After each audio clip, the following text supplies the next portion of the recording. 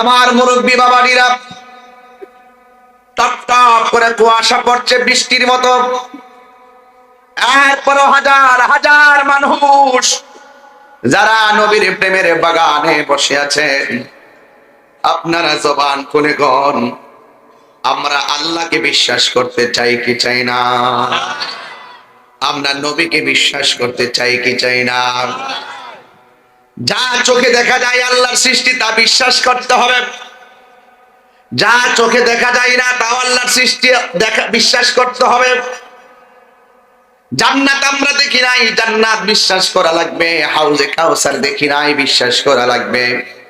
আল্লাহকে দেখি নাই, আল্লাহকে বিশ্বাস করা লাগবে। আল্লাযীনা ইউমিনুনা বিল গায়বি ওয়া ইউকিমুনাস সালাতা ওয়া মিম্মা রাযাকনাহুম ইউনফিকুন।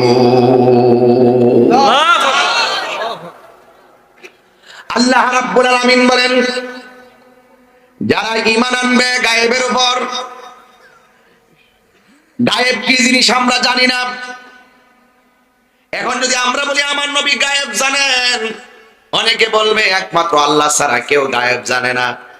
যারা এই কথা কয় তারা আল্লাহর শানের পরিপন্থী কথা বলে। কথা বলেন ঠিক না?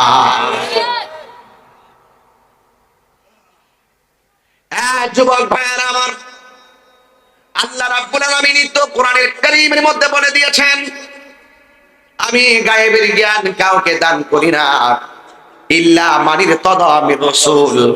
রাসূলদের মধ্য থেকে যাকে আমি ভালোবাসি, যাকে আমি পছন্দ করি, তাকে গায়েবের জ্ঞান আমি আল্লাহ দান করি। এখন আপনাদেরকে আমার প্রশ্ন, অনেকে নবী শব্দের অর্থ কি জানে না? আরে নবী শব্দের অর্থই তো জানে না, কিসের নবীর উম্মত? নবী শব্দের অর্থই তো গায়েবের খবর দেয় না। এখন গায়েব কাকে বলা? আল গায়বুল খাফিউল্লাযী লা ইউদরিকুহুল হিসসু ওয়া লা তাকতাদিহি বাদাহাতুল আকল। তোমার মতন মৌলবী চোখ দিয়া বুঝবা কেমনে? তোমার মতো মৌলবী কান দিয়া বুঝবা শুনবা কেমনে? তোমার মতো মৌলবী হৃদয় দিয়ে অনুধাবন করবা কেমনে? তোমার মতো মৌলবী বিবেক দিয়ে অনুভব করবা কেমনে? এটা তো এমন একটা জিনিস পঞ্চ ইন্দ্রিয়ের বাইরের হিসাব। আল্লাহ রাব্বুল আলামিন আমার নবীকে ইলমে গায়েবের জ্ঞান দান করেছেন। তাই তো আমার নবী, আপনার নবী একদিন মসজিদের মধ্যে ওয়াজে বসতেন। ওয়াজে ফজরের নামাজের পর ওয়াজ শুরু করলেন। যোহরের নামাজের টাইম হয়ে গেল, যোহরের নামাজ পড়লেন, আবার ওয়াজ শুরু করে দিলেন। আসরের নামাজের টাইম হয়ে গেল, আসরের নামাজের পরে ওয়াজ শুরু করলেন। মাগরিবের নামাজের টাইম হয়ে গেল, মাগরিবের নামাজ পড়ে আবার ওয়াজ শুরু করলেন। ইশারের নামাজের টাইম হয়ে গেল, ইশারের নামাজ পড়ে আবার সারা রাত ওয়াজ শুরু করলেন। ফজরের টাইম হয়ে গেল। সাহাবায়ে কেরাম বলেন, আমার নবীর ওয়াজ এত সুন্দর, যে নবীর ওয়াজের এত ভালোবাসা, যে ওয়াজের কারণে আমরা 3 বেলা খাবারের কথা ভুলে গিয়েছিলাম।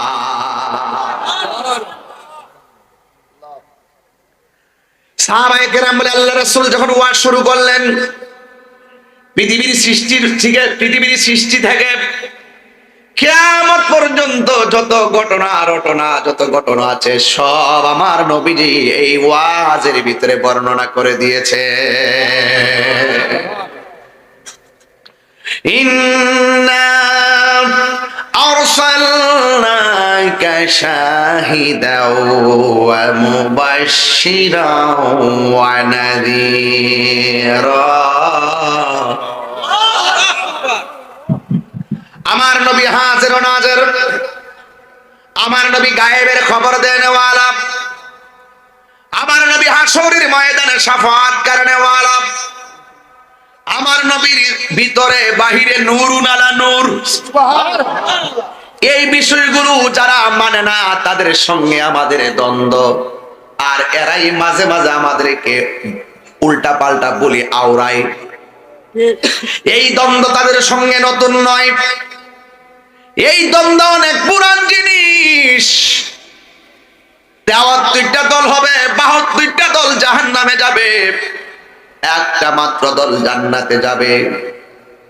আলাইকুম বিসুন্নতি ওয়া সুন্নাতিল খুলাফায়ে রাশিদিনাল মাহদিয়িন। আসেনি বাবা? জি জি, আছে না? জি। আল্লাহর হাবিব বলেন, যারা আমি নবীর পথ মত, আমার সাহাবায়ে কেরামের পথ এবং মত, আমি রাসূল আল্লাহর পক্ষ থেকে যা নিয়ে এসেছি তাকে সর্বগুণে জেনে বিশ্বাস করবে। আমি নবীর জাত এবং সিফতকে যারা সর্বগুণে জেনে মানবে, জানার নাম ঈমান না, মানার নামই হইল ঈমান। কথা কোন ঠিক কিনা? আল্লাহ মানা নবী মানা নয়, নবী মানলেই আল্লাহ মানা হয়। এই কথা তাহিরি কয় না, স্বয়ং আল্লাহ তাআলা কয়। আল্লাহ যদি এই কথা কয়, কোন মোল্লা বিরোধিতা করার ক্ষমতা আসেনি। আছে আছে আছে, এই মেয়ে আছে। এই জন্য আমার নবীকে দিয়ে আওয়াজ শুরু করলাম। আল্লাহর হাবিব সাল্লাল্লাহু তাআলা আলাইহি ওয়াসাল্লাম নূর নবী, হায়াতুন নবী, জিন্দা নবী, তাবলীগ করতে গেলেন। তাবলীগ করা কিয়ামত পর্যন্ত জায়েজ। তাবলীগ করা কিয়ামত পর্যন্ত জায়েজ, কিয়ামত পর্যন্ত জায়েজ। যেই তাবলীগ আমার নবী করেছেন, যেই তাবলীগ আমার নবীর সাহাবীরা করেছেন, আমাদের বাংলাদেশে যে তাবলীগ করে মসজিদে মসজিদে যে ঘুরে আর ঘুমায় আর ডাল ভাত খায়, এদেরকে বলতে হবে কিছু কথা। মসজিদ ইবাদত খানা, বাট নট হোটেল খানা। মসজিদ ইবাদত খানা, হোটেল খানা নয়। বর্তমানে আমাদের দেশে মসজিদে মসজিদে যে তাবলীগ করে 40 দিন, 20 দিন, 21 দিন, 22 দিন, 50 দিন যে সিল্লা দেয়, এটার নাম তাবলীগ না। তাবলীগ এত সহজ জিনিস না, এই তাবলীগ এত সহজ জিনিস না। তাবলীগ বড় কঠিন জিনিস। আজকে কঠিন জিনিসটা আমরা সহজ বানায় ফেলছি। তাবলীগ হইল ইহুদি, খ্রিস্টান, কাফের, বেঈমানদের কাছে দ্বীনের দাওয়াত দেওয়ার নাম হলো তাবলীগ। তাবলীগুল কাফিরিন ওয়া তা'লিমুল মুসলিমিন। আমার যুবক ভাইয়েরা দেখছেন, সাথে সাথে যদি ওই আলেম থাকে ওয়াজ করতে ভালো লাগে। তিনি একটা আরবিতে আবারত বলছেন, তাবলীগ হলো কাফেরদের জন্য, তাবলীগ হবে কাফেরদের কাছে, আর তালিম হবে মুসলমানদের কাছে। আজকে মসজিদে মসজিদে যারা ঘুমায়া ঘুমায়া নামাজ আর রোজার সবক দিতেছে, এটারে তাবলীগ বইলা চালায়া দিছে। এটার নাম তাবলীগ না, এটার নাম হলো তালিম। এটার নাম কি? এটার জন্য আমরা মসজিদের ইমাম সাহেব যথেষ্ট। কথা বলেন না কেন? এটার জন্য মসজিদের খতিবই যথেষ্ট। আজকে এত বড় কঠিন একটা তাবলীগ, ইহুদিদের কাছে দ্বীনের দাওয়াত দেওয়ার কথা, খ্রিস্টানদের কাছে দাওয়াত দেওয়ার কথা। আমরা যখন এই দাওয়াতের সিস্টেমটারে গোড়ায়া ঘরের ভিতরে ঢুকাই দিছি, তখন ইসরায়েলের গুন্ডা বাহিনীরা মুসলমানদেরকে মারার জন্য সাহস পাইছে। কথা বলেন ঠিক কিনা?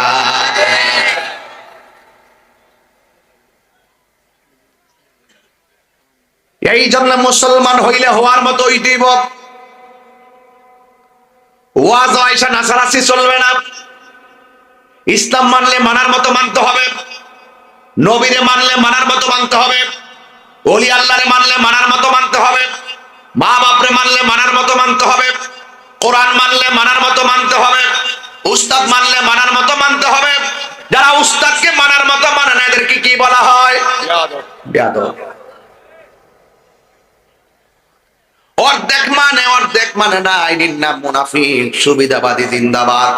এদের সঙ্গে আমাদের সম্পর্ক থাকতে পারে না। কথা বলেন ঠিক কিনা? থাকতে পারে না। জুতা চুর বহুত বলা, জুতা চুর বহুত বলা। আমার জীবনে বহুত জুতা চুরি নিছে।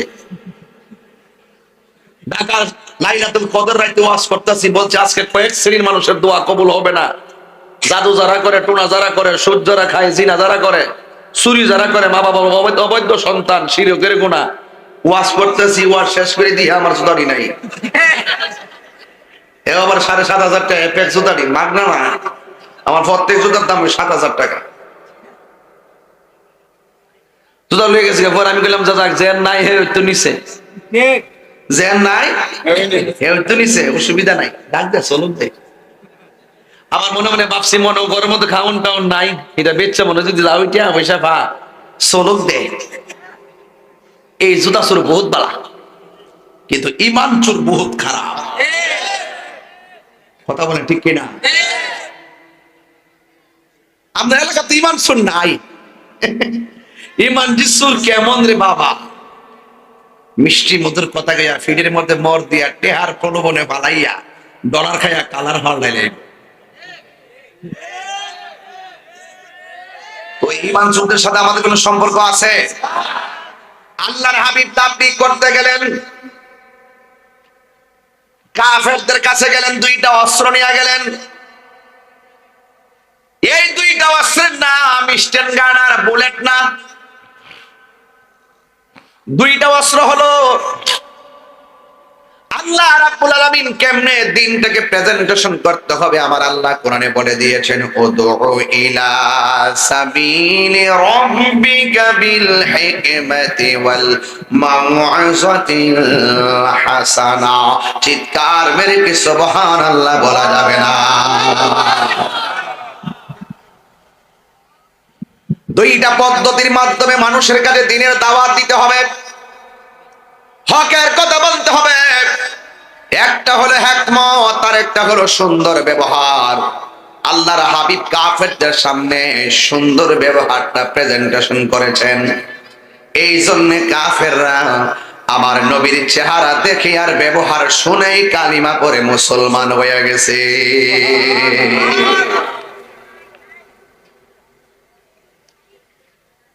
এই দিক দিয়ে আমার নবীর আদরের স্ত্রী নাম হলো হযরত আয়েশা সিদ্দিকা রাদিয়াল্লাহু তাআলা আনহা। যে আয়েশা সিদ্দিকা রাদিয়াল্লাহু তাআলা আনহাকে আমার নবী সব সময় হুমায়রা বলে ডাক দিতেন। হুমায়রা শব্দটি আহমারুন, আহমার অর্থ লাল, হুমায়রা শব্দটি হামরা, হুমায়রা শব্দের অর্থ হলো লাল সুন্দরী। সুন্দর করে মহব্বত করে ডাক দিতেন। এ যুবক আমার নবী আয়েশা সিদ্দিকা রাদিয়াল্লাহু তাআলা আনহা হলো সব স্ত্রী চাইতে অনেক সুন্দরী, যিনি মুখসিনী রিওয়ায়াতকারীর মধ্যে একজন, যিনি 2210টা হাদিস রিওয়ায়াত করেছেন। চিৎকার মেরে কি সুবহানাল্লাহ বলা যাবে না? চুপ। 2210টি হাদিস বর্ণনা করেছেন। আর আমার নবী তাবলীগ করতে গিয়েছেন। এই দিক দিয়ে আমার নবীর কলিজার টুকরা আদরের নাতি ইমাম হাসান হুসাইন রাদিয়াল্লাহু তাআলা আনহুমা দুইজন পেটের খোদায় চাটির মধ্যে পিঠ লাগায় পড়ে আছে। মা ফাতেমা ডাক দেয়, উঠটা দাঁড়াইতে পারে না। আয়েশা সিদ্দিকা ডাক দেয়, মুখ তুলে তাকাইতে পারে না।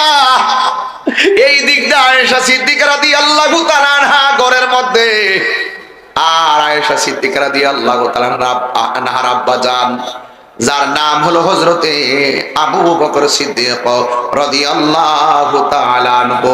জোরে জোরে কি সুবহানাল্লাহ বলা যাবে না?